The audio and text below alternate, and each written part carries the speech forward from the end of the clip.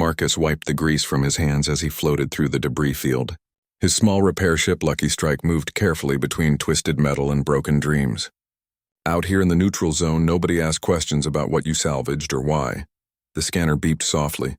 Another dead ship, probably stripped clean by pirates months ago. But Marcus had learned that even empty hulks sometimes held valuable parts. His bank account reminded him daily that he couldn't afford to be picky. The ship ahead looked strange. Its design didn't match any human vessel he knew, and the smooth curves suggested alien engineering. Most alien ships used energy sources that humans couldn't understand or repair, making them worthless for salvage. But something made him drift closer. The hull was massive, easily 10 times the size of his repair ship. Strange symbols covered the dark metal surface, and what looked like wings extended from both sides. Dragons, he thought. The old stories from Earth talked about dragons, and this ship definitely reminded him of one. His scanner showed life support systems still running on emergency power. That was unusual. Most derelicts went dark within days of being abandoned. Emergency power lasting this long meant either excellent engineering or someone still alive inside. Marcus docked his ship carefully to an airlock. The connection sealed with a soft hiss, and his systems confirmed atmosphere on the other side. He grabbed his tool bag and emergency medical kit. Experience had taught him that live salvage paid better than scrap metal, but it was also more dangerous. The airlock opened into a corridor that curved gently upward. The artificial gravity felt lighter than human standard, and the air tasted clean despite a faint metallic smell. Emergency lighting cast everything in soft blue, creating dancing shadows that made him nervous. He followed the main corridor toward what his scanner indicated was the command center. The ship felt empty but not dead. Somewhere in the distance he could hear the steady hum of life support systems working overtime to keep something alive. The corridor opened into a vast chamber that took his breath away. The ceiling soared high above, covered in what looked like stars. But these weren't decorations. Each point of light pulsed gently, and Marcus realized he was looking at a real-time star map of this section of space. In the center of the chamber, surrounded by complex machinery, lay the most beautiful creature Marcus had ever seen. It was definitely a dragon, but not like the Earth stories. This being was sleek and elegant, with scales that shifted from deep purple to silver depending on the light. Its head was noble and intelligent, with large eyes that tracked his movement as he approached. 4 legs ended in delicate claws and powerful wings folded along its sides. But something was terribly wrong. The dragon lay completely still except for its eyes and the slow rise and fall of its chest. Tubes and wires connected it to the surrounding machinery, and Marcus could see displays showing what looked like medical information. "Hello," Marcus said softly, raising his hands to show he carried no weapons. "I'm human. I came to help." The dragon's eyes widened and its head moved slightly. When it spoke, the words came through speakers around the chamber, translated by the ship's computer. "Human?" The voice was weak but filled with wonder. "I have heard stories but never thought to meet one. My name is Zarathul of the Draconic Empire. I am dying." Marcus knelt beside the machinery, his engineer's mind already analyzing the displays. The readings were alien, but some concepts were universal. Medical monitors looked the same everywhere, and these showed a being in serious trouble. "What happened to you?" Marcus asked while pulling diagnostic tools from his bag. "Pirates attacked my ship 3 months ago," Zarathul explained, her voice growing weaker. "They killed my crew and stole everything valuable. I was injured in the fighting. My spine was damaged. I cannot move my body below the neck." Marcus felt anger rising in his chest. Pirates were the worst kind of scum, but attacking medical vessels violated every rule of space travel. "They just left you here to die?" "Dragons are worth more alive than dead in slave markets," Zarathul said bitterly. "But my paralysis made me worthless to them. They took my medical supplies and left me with only emergency life support. It was supposed to run out weeks ago." Marcus studied the machinery more carefully. The technology was far beyond human engineering, but the basic principles made sense. The system was keeping Zarathul alive by providing nutrients directly to her bloodstream and regulating her body temperature. But several components were failing, and without replacement parts, she had perhaps days left. "I'm a mechanic," Marcus said, meeting her large eyes. "I specialize in fixing things that others say can't be fixed." "Will you let me try to help you?" Zarathul stared at him for a long moment. Why would you help me? Humans and dragons have no treaties, no agreements. You owe me nothing. Marcus smiled sadly. Where I come from, we don't leave people to die alone if we can help it. It's just who we are. For the first time since he'd arrived, Zarathul's expression showed hope. The medical bay is 3 levels down. There may be spare parts there, if the pirates didn't take everything. But I must warn you, human. This ship's systems are integrated with my biology. If you make a mistake, you will kill me. Then I won't make a mistake, Marcus said simply. I'm going to get my tools and start working. You're not dying on my watch. As he stood to leave, Zarathul called out weakly, Marcus, that's your name, yes? Why do this for a stranger? Marcus paused in the doorway. Because 3 months ago, someone left you here expecting you to die alone and forgotten. I'm going to prove them wrong. He headed back to his ship, mind already racing with plans. The Dragon's life support systems were incredibly complex, but Marcus had spent 20 years fixing impossible things. He'd never worked on alien technology before, but engineering was engineering. Physics worked the same everywhere. Behind him, for the first time in months, Zarathul felt something she had thought lost forever. Hope flickered in her chest like a small flame, growing stronger with each passing moment. The human had come to help. Against all odds, in the vast emptiness of space, someone had finally come. Marcus returned to Zarathul's chamber carrying 2 heavy cases of tools and equipment. His portable scanner had mapped the ship's layout, revealing the medical bay 3 levels below. The journey would take him through sections of the ship he hadn't explored yet. I've brought everything I might need, Marcus said, setting down his cases. Before I go looking for parts, I need to understand how your life support systems work. Can you explain them to me? Zarathul's eyes brightened slightly. Despite her weakness, she seemed eager to help. The primary unit monitors my vital signs and adjusts nutrient flow. The secondary system regulates temperature and blood circulation. The third component provides electrical stimulation to prevent muscle decay. Marcus opened his scanner and began recording energy patterns from the machinery. The readings were unlike anything in human technology, but he could see the logic behind the design. Dragons obviously had different biology than humans, but the basic needs remained the same: nutrition, circulation, and muscle preservation. The electrical stimulation system failed 2 days ago, Zarathul continued. Without it, my muscles are beginning to deteriorate. Even if you repair everything else, I may never regain the ability to move. Let's worry about keeping you alive first, Marcus said, studying the displays. We can figure out the rest later. I'm going to examine each system carefully before I go hunting for spare parts. He spent the next hour learning the alien interface. Dragon technology used holographic displays that responded to thought as much as touch. Zarathul guided him through the menus, teaching him to read the symbols that represented different functions. The primary life support unit was running at 60% efficiency. Its bioneural processor was overheating because 3 cooling channels had become blocked with crystallized nutrients. The secondary system had a failing power coupling that caused dangerous fluctuations in circulation control. The electrical stimulation system had simply burned out its main controller. I think I understand the problems, Marcus said finally. The cooling system needs to be flushed and cleaned. The power coupling can probably be bypassed with components from my ship. The electrical controller is completely dead, but I might be able to build a replacement using human technology. You would risk your own ship's components to help me? Zarathul asked, surprise evident in her voice. Marcus shrugged. My ship can run on backup systems for a while. You can't, priority is obvious. He gathered his tools and headed for the medical bay. The corridors felt different now that he understood this wasn't just a ship, but Zarathul's home. Personal belongings floated in the zero-gravity sections, secured by magnetic clamps. Pictures showed Zarathul with other dragons, some in military uniforms, others in civilian clothing. The medical bay had been thoroughly ransacked. Pirates had torn open storage compartments and scattered equipment across the floor.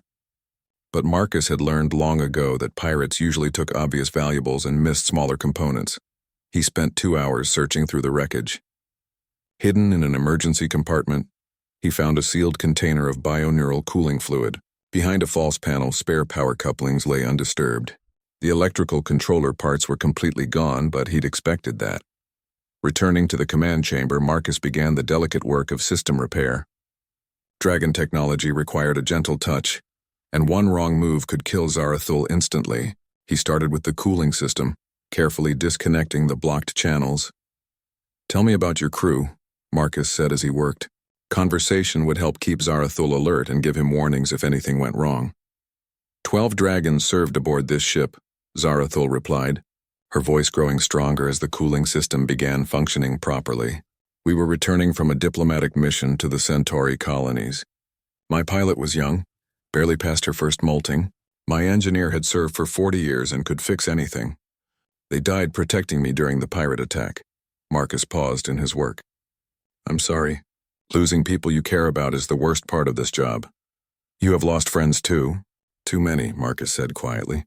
"Space is dangerous and sometimes good people don't make it home. But we keep going because that's what they would want." The cooling system came online with a soft hum. Immediately, Zarathul's vital signs improved as the bioneural processor began operating at full efficiency. The change was visible in her eyes, which became clearer and more focused. "Better?" Marcus asked. "Much better. The fog in my mind is clearing. I had not realized how much the overheating was affecting my thinking." Marcus moved to the power coupling next. This repair required him to reroute energy flow through backup systems while he replaced the failing component. One mistake would shut down life support entirely. "I need you to monitor your own vital signs," Marcus said. "If you feel anything wrong, tell me immediately." This part is tricky. He disconnected the primary power coupling and quickly installed the bypass from his ship's spare parts. For 30 seconds, Zarathul's life hung by a thread as power fluctuated wildly. Then the new coupling stabilized and circulation control returned to normal parameters. "Excellent work," Zarathul said, and Marcus could hear the relief in her voice. 2 systems are now functioning properly. "But the electrical stimulation? That's going to be the hardest part," Marcus admitted. "I need to build a controller that can interface with dragon biology using human components. It's never been done before." He pulled out his personal tablet and began designing a hybrid system. Human electrical controllers use simple binary commands, while dragon technology relied on complex bioneural feedback loops. Creating a bridge between the two would require innovative engineering. "May I offer a suggestion?" Zarathul asked. "Dragon medical training includes basic engineering principles. Perhaps we could work together on this problem." Marcus looked up, surprised. "You're a doctor?" "A healer, yes. I studied the medical applications of bioneural technology for 15 years before joining the diplomatic corps. I understand how electrical stimulation affects dragon physiology." For the first time since arriving, Marcus smiled broadly. "Then we're going to make a great team. Let's build something that's never existed before." As they began working together, combining human ingenuity with dragon knowledge, Marcus realized this was becoming more than a rescue mission. He was forming a partnership with someone from another species, creating technology that bridged the gap between 2 very different civilizations. The work was challenging, but for the first time in months, neither of them was alone.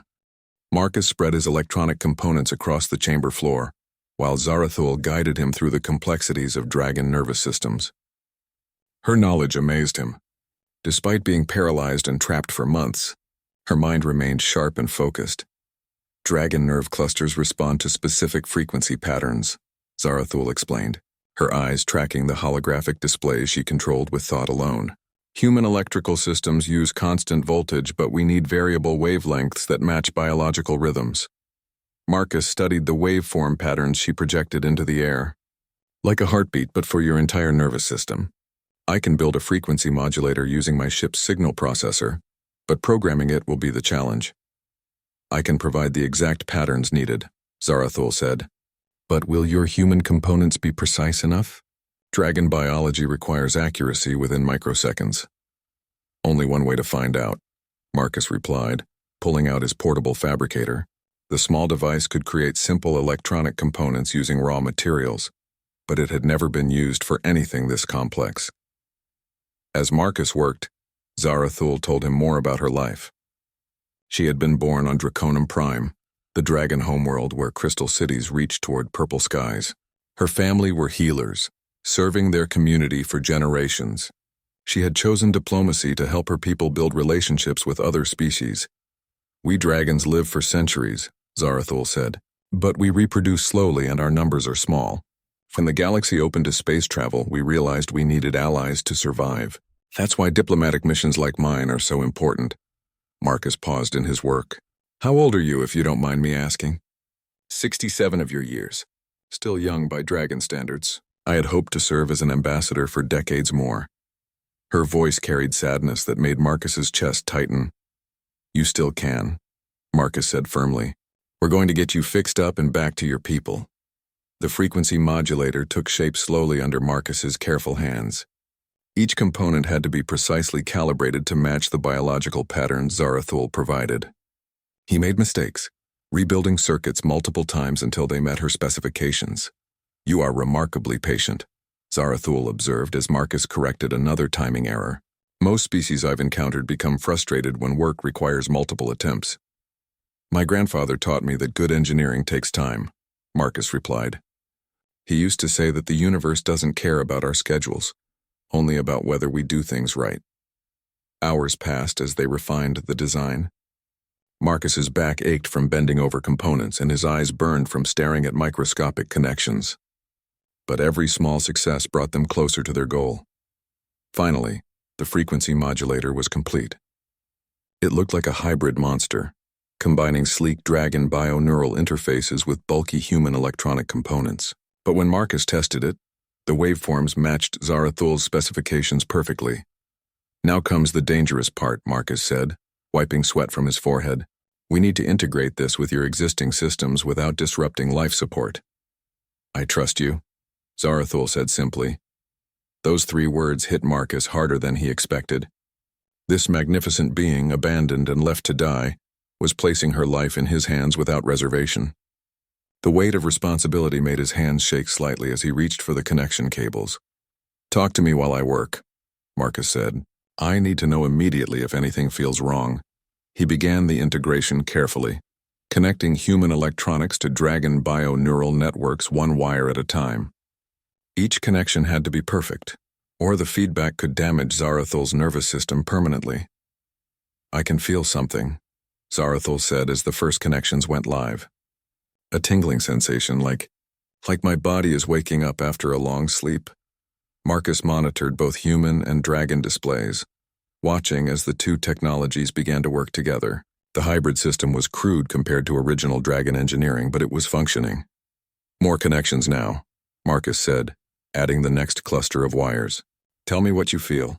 Stronger sensations. Marcus, I think I can feel my wings. The excitement in her voice spurred Marcus on. He completed the integration faster, confident now that the system was working. As the final connections went live, Zarathul gasped. I can feel everything. My body, my limbs, my tail. Oh, Marcus, you did it.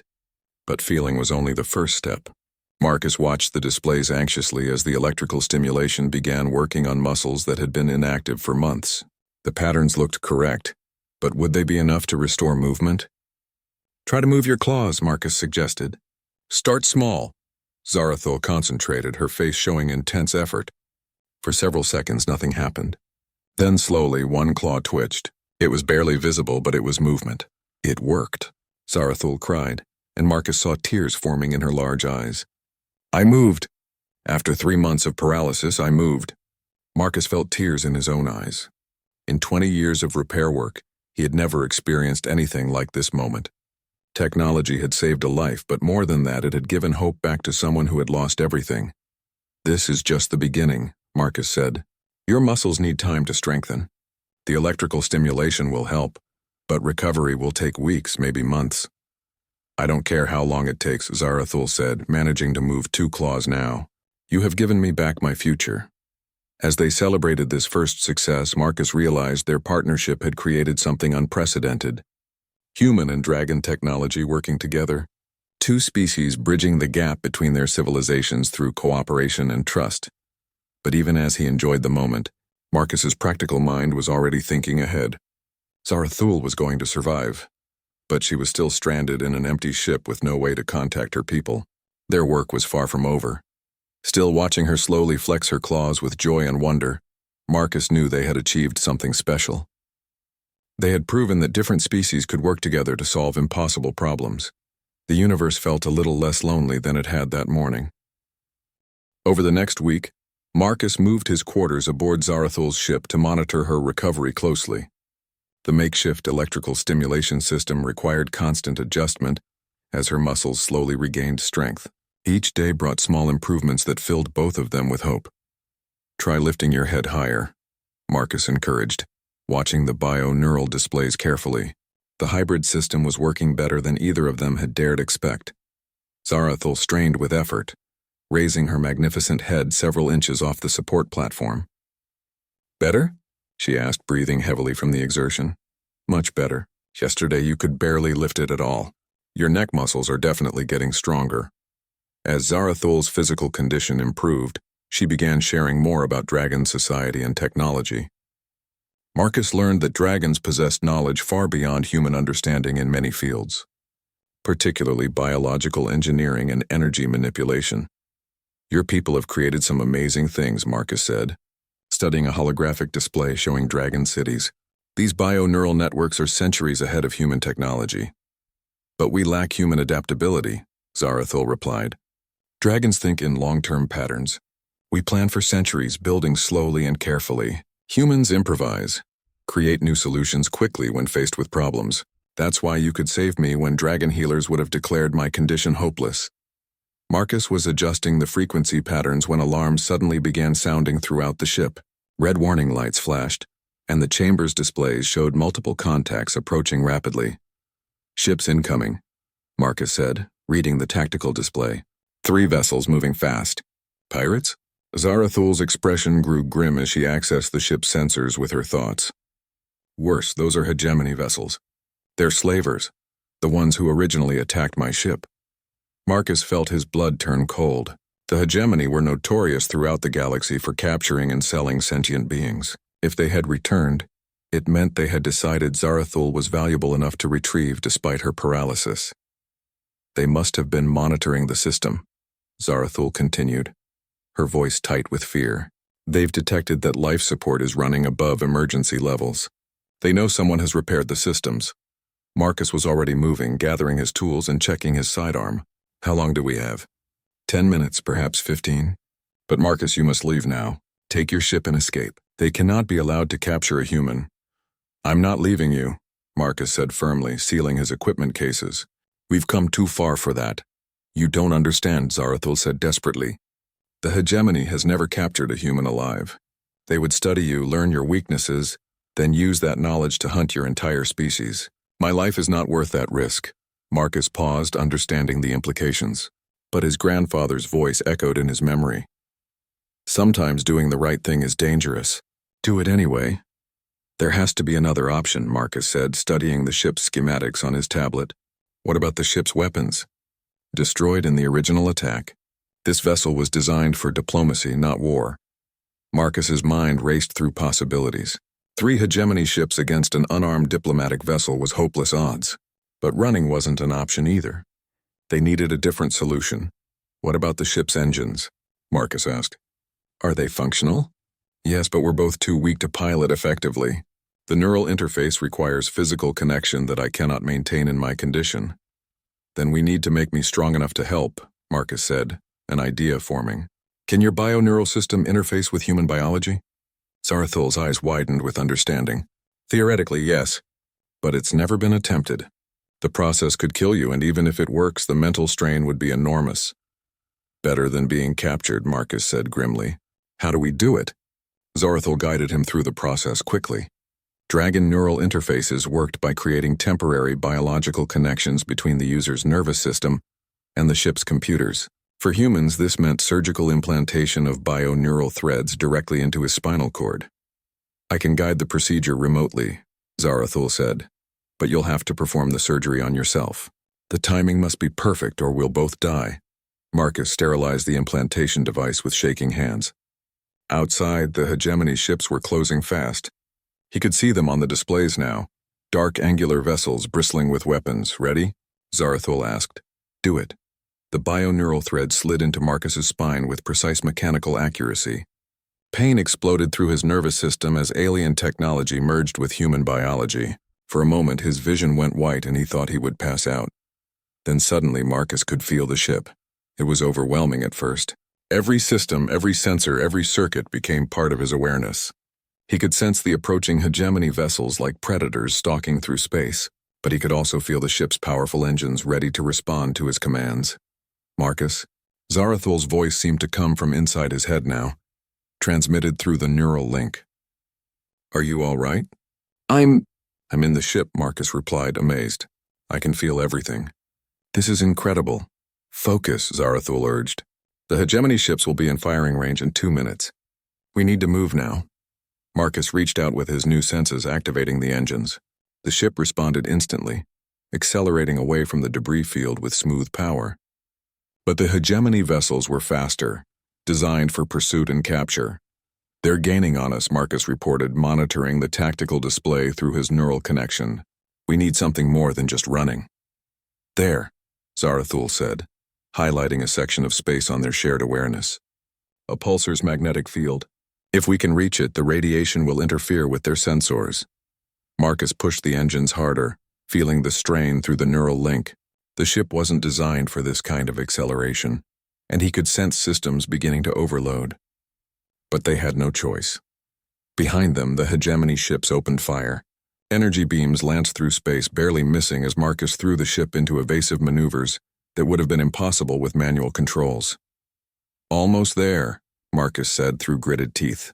The neural link was taking its toll, making his head pound with each system update. They reached the pulsar's radiation field just as another volley of weapons fire struck their rear shields. The ship shuddered under the impact, but they were safe. The intense magnetic field would mask their presence from sensors. We did it, Zarathul said, relief flooding through the neural link. But this is only temporary. We need a long-term solution. Marcus nodded, already formulating plans. They had survived the immediate threat, but the hegemony wouldn't give up easily. And now they had proven that human and dragon could work together in ways no one had imagined possible. The real adventure was just beginning. Hidden within the pulsar's radiation field, Marcus and Zarathul worked frantically to repair damage from the hegemony attack. The neural interface allowed them to coordinate their efforts with unprecedented precision, but the strain was taking its toll on both of them. Rear shield generators are failing, Marcus reported. His consciousness spread throughout the ship's systems. We took more damage than I thought.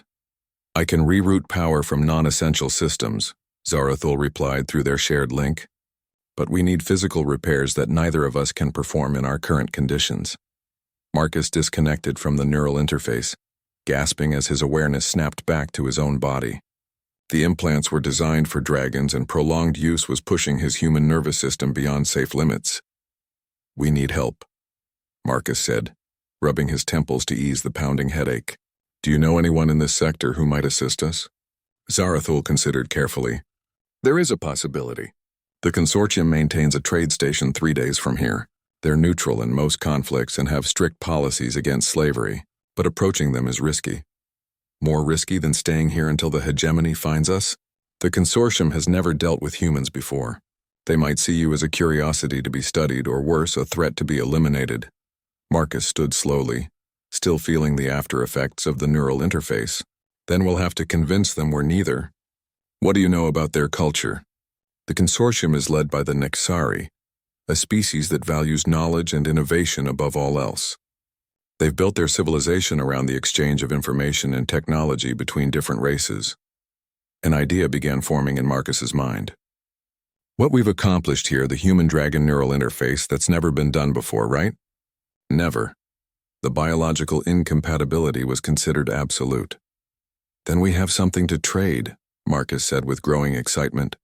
Not just the technology, but proof that species can work together in ways no one thought possible. Zarathul's eyes brightened with understanding. You're suggesting we offer our cooperation as a diplomatic breakthrough? Exactly. We show them what humans and dragons can accomplish together, and they help us contact your people and mine. They spent the next day preparing for the journey to the consortium station.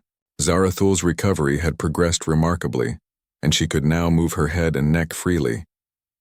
The electrical stimulation system was slowly awakening muscles throughout her body.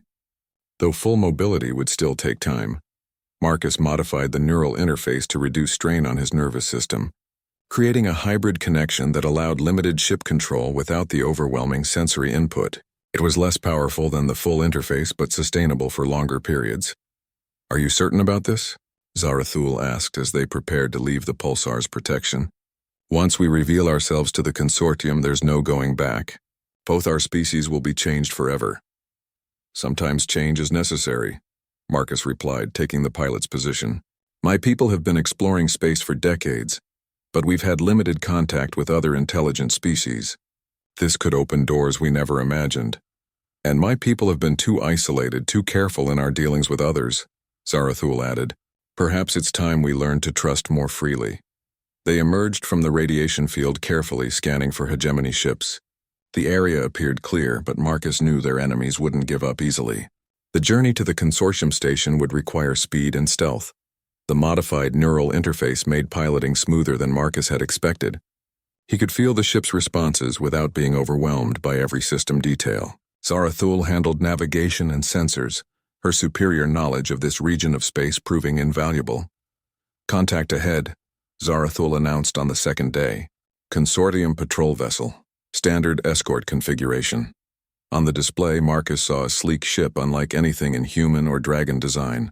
Its hull seemed to flow like liquid metal, and energy patterns danced across its surface in mesmerizing displays. They're hailing us, Zarathul said. Consortium standard frequencies. Let's see what they make of us, Marcus replied, opening a communication channel. The face that appeared on screen was unlike anything Marcus had ever imagined.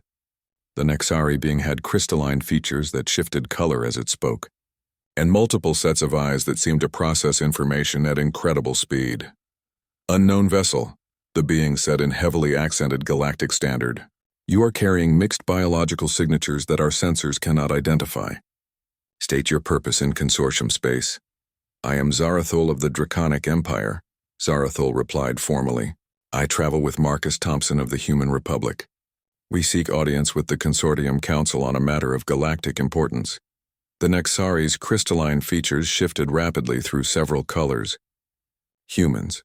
We have no records of this species in our databases, and your ship shows evidence of hybrid technology that should not be possible. That's exactly what we want to discuss, Marcus said, leaning into the communication pickup. We've accomplished something that will interest your people greatly. A breakthrough in interspecies cooperation. Several minutes passed before the Nexari responded. Marcus could imagine the frantic communications happening behind the scenes as consortium authorities tried to decide what to do with this unprecedented situation. You will follow our ship to Station Gamma 7, the patrol leader finally announced. Any deviation from the prescribed course will be met with defensive action. Be warned that our station's sensors will scan your vessel thoroughly upon arrival. Understood, Zarathul replied. We submit to consortium authority while in your space. As they followed the patrol ship toward the station, Marcus felt a mixture of excitement and nervousness. They were about to make first contact between humanity and one of the galaxy's major civilizations. The decisions made in the next few hours could shape the future for both humans and dragons. Whatever happens, Zarathul said softly, I want you to know that you've given me more than just my life back. You've shown me what's possible when people choose to help each other instead of competing. We're not done yet, Marcus replied with a smile. Wait until you see what we can accomplish when we're not just surviving, but actually working toward something bigger. The consortium station grew larger ahead of them, a massive structure that seemed to defy conventional engineering. Ships from dozens of different species docked at its various levels, creating a tapestry of galactic civilization. They were about to add 2 new threads to that tapestry, and Marcus couldn't wait to see what patterns would emerge. The consortium council chamber was unlike anything Marcus had ever seen. Representatives from dozens of species sat in a vast circular amphitheater, their varied forms creating a living rainbow of galactic diversity. At the center, Marcus and Zarathul waited to present their case. The bioneural interface demonstration was remarkable, announced Counselor Vextar, the Nexari leader whose crystalline features had shifted to deep blue during their technical presentation. We have never observed such seamless integration between incompatible biological systems. More impressive than the technology, added Counselor Thorne, a massive rock-like being whose voice rumbled like distant thunder, is the trust these 2 species have shown in each other.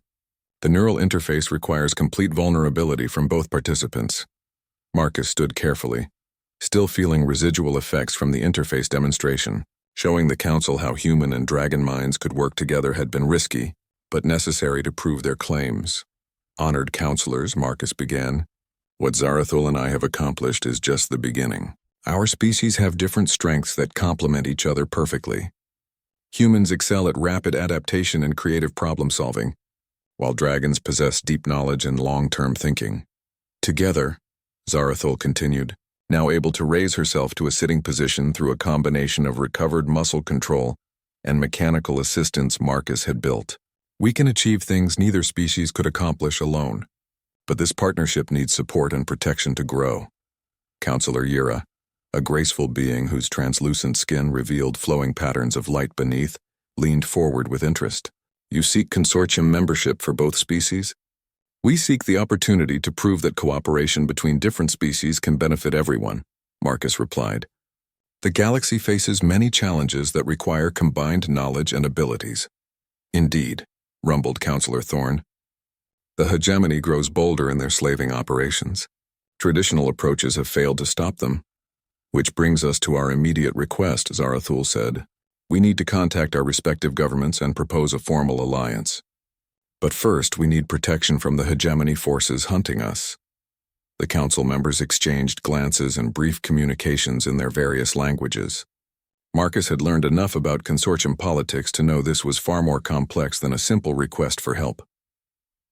The Human Republic, said Counselor Vextar, accessing data streams with rapid eye movements, has been expanding steadily through the Outer Rim territories. Some of our members view this expansion with concern. Humans are explorers by nature, Marcus acknowledged. But we're not conquerors. We seek new worlds to settle, not to dominate others. And the Draconic Empire, added Counselor Yura, has remained isolationist for centuries. Why this sudden interest in broader galactic cooperation? Zarathul's expression grew thoughtful. Because isolation is no longer sustainable. The galaxy grows smaller each year as technology advances. We can either build relationships based on mutual respect, or wait for others to force relationships upon us. The hegemony being a prime example, Marcus added grimly. Counselor Thorn's rocky features shifted, and what Marcus had learned was the equivalent of a nod. You make compelling arguments, but words are easily spoken. The consortium requires demonstration of commitment. What do you propose? Zarathul asked.